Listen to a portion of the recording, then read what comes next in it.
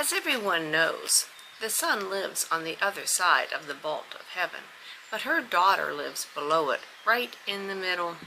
Every day, the sun climbs a great vault of the sky, starting in the east, and then she walks down to the other side and goes to sleep in the west.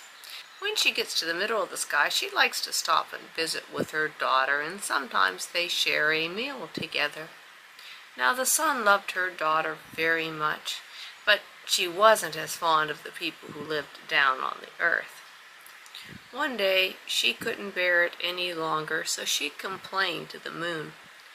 "These people are so ugly. Every time they look at me, they screw up their faces and they squint.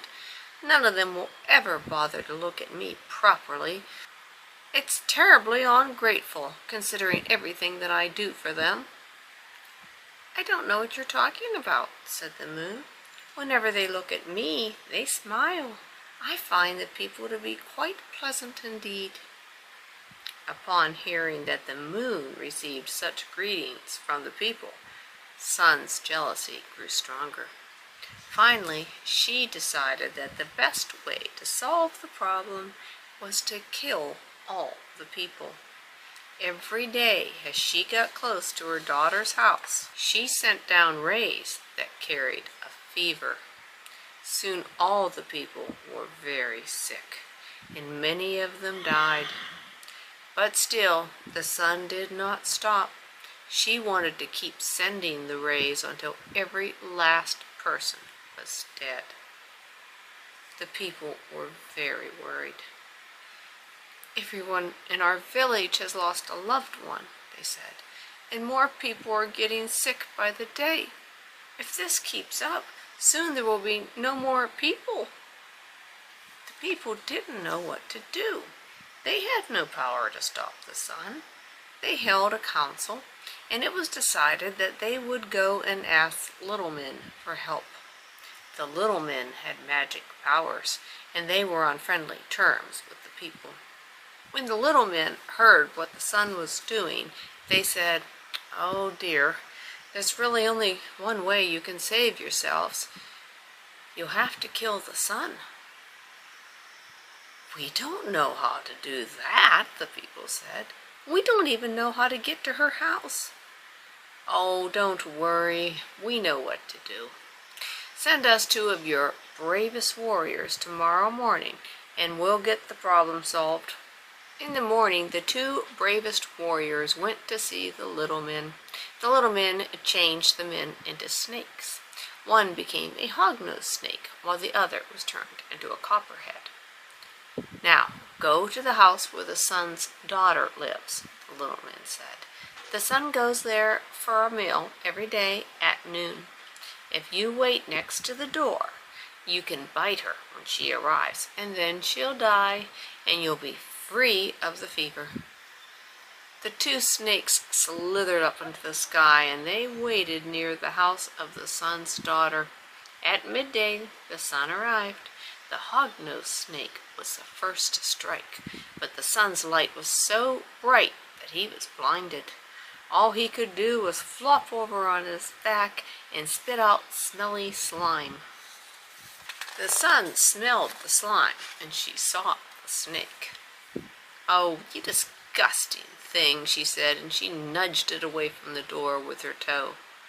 The copperhead was so frightened by what had happened to the hog-nosed snake that he slithered back home without even trying to bite. The hog-nosed snake followed later, when he woke up from his fainting spell. The 2 men went to visit the little men the next day. They explained what had happened. "The sun was too powerful," they said. "We couldn't even get close to her. Change us into some other kind of snake, one that can get close to the sun." This time, the little men changed one man into an octina and the other into a rattlesnake. The 2 snakes slithered back up to the house of the sun's daughter and lay in wait for the sun. As midday neared, the 2 snakes became very anxious. The rattlesnake coiled itself up into readiness to strike. "I'm not gonna miss this time," he said. "I'm so fast that the sun won't even know what hit her." He struck as fast as lightning, and after only a few minutes the sun's daughter was dead. "Look what you did," the other snake said. "We were supposed to kill the sun, not the young woman. What are we going to do now?" The rattlesnake was so ashamed of his mistake that he couldn't even reply. He slithered back home and asked the little men to change him back into a man. The other snake went home too. He didn't want to be caught near the house when the sun found out that her daughter had been killed by a snake bite. The sun finally arrived at her daughter's house. There on the threshold lay the body of the young woman. The sun tried to revive her, but it was too late. Her daughter was dead. The sun went into her daughter's house and shut the door. The world instantly became dark, and it stayed dark because the sun would not come out. Instead, she stayed inside the house, grieving for her dear child. Now the people had a different problem to solve. The fever had gone away, but if the world stayed dark, the plants and animals would begin to die, and soon there would be no food. So the people went again to the little people and asked for their help. "Since you are the ones who killed the sun's daughters, you must be the ones to bring her back," the little men said. "You need to send 7 men to the ghost country to find the sun's daughter and bring her home to her mother." The people chose 7 brave men to go to the ghost country. The little men gave each man a rod of sourwood. They also gave the 7 men a large box. "Here is what you must do," the little men said. "When you get to the ghost country, you will find that the ghosts are having a dance. The sun's daughter will be there, and she will be dancing too.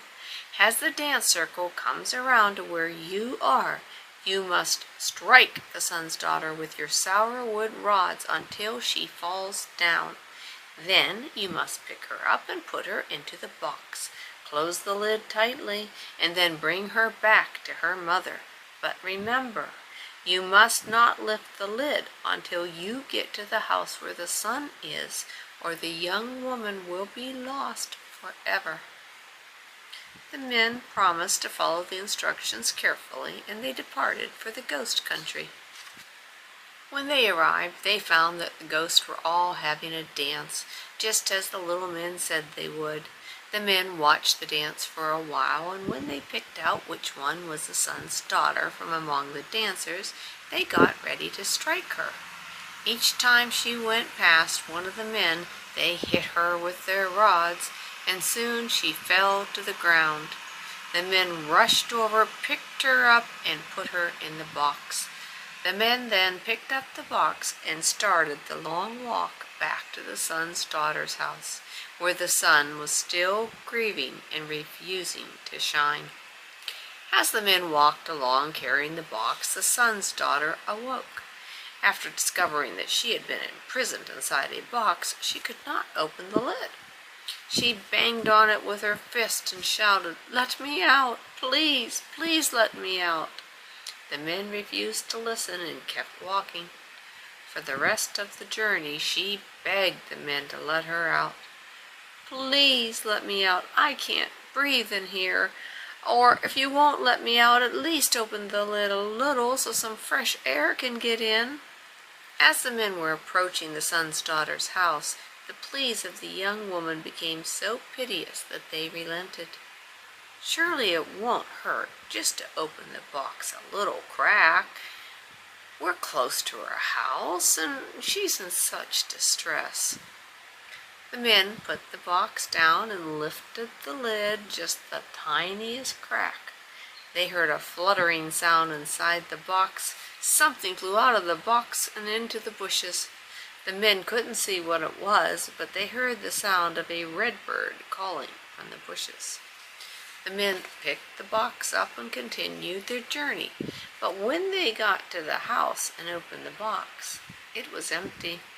The sun's daughter's soul had turned into a red bird and flown away.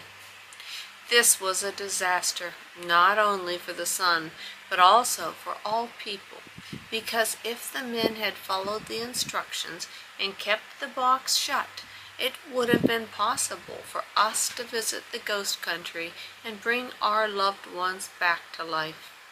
But because they opened the box too early, whenever someone dies, they are gone forever.